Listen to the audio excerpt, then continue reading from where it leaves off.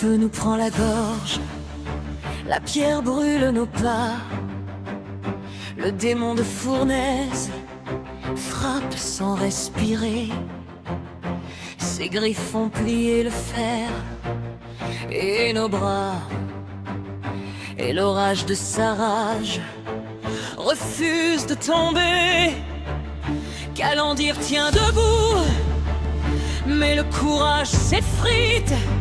Les révoltés reculent, le souffle court, le regard vide. Orcillion saigne lumière, chaque seconde coûte, et nous cherchons une faille.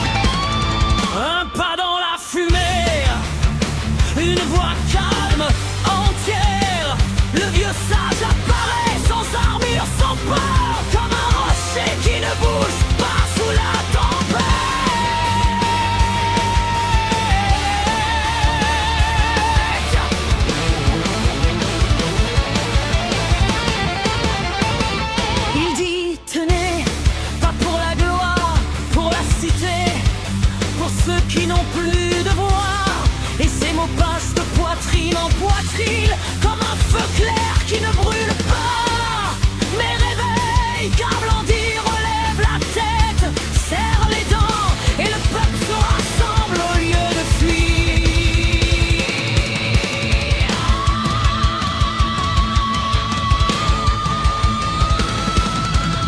On frappe ensemble au rythme des pas retrouvés, les orphelins en avant, Calendir à nos côtés.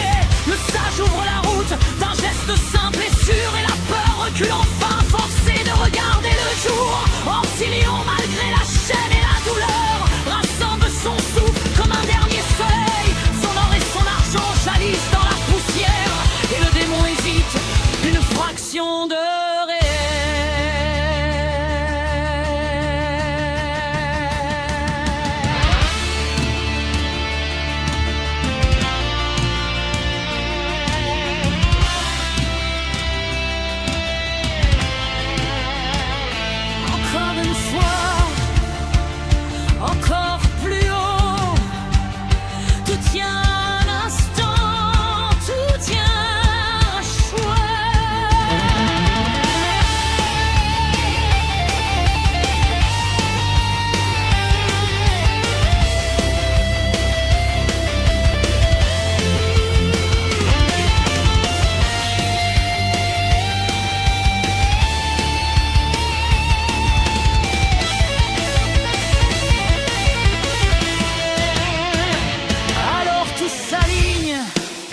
d'un seul instant net.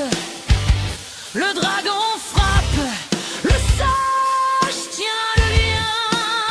Calendir ouvre la garde, et nos mains se lèvent. Et Carzul vacille, enfin de l'intérieur. La couronne hurle sans voix, comme une fin qu'on arrache.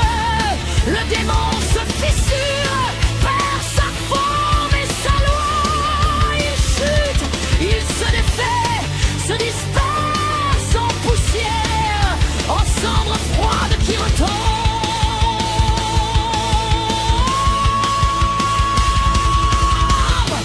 sans laisser de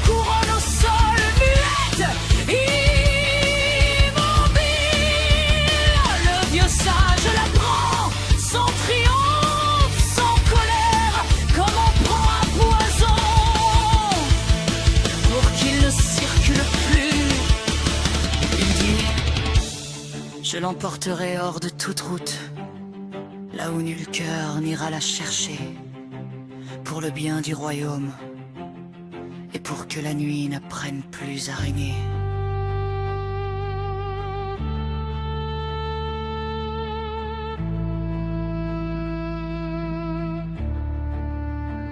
Puis il s'en va, avec Orsilion lentement, de silhouettes dans l'aube, lourde de vérité. Et nous restons debout, dans le souffle du vent, vivant.